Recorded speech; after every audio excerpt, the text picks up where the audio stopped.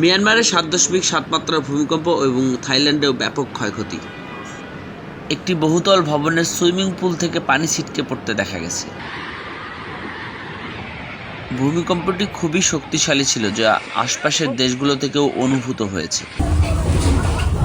ভূমিকম্পের কারণে ভবনগুলো দুলতে শুরু করে এবং কয়েকটি ভবনের জানালাও ভেঙে পড়ে।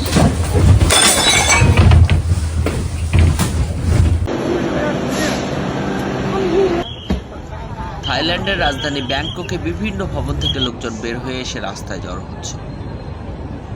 ঠিক কতজন মানুষ মারা গেছে, অসুস্থ হয়েছে এবং কতটুকু ক্ষতি হয়েছে তা এখন পর্যন্ত সম্পূর্ণ জানা যায়নি।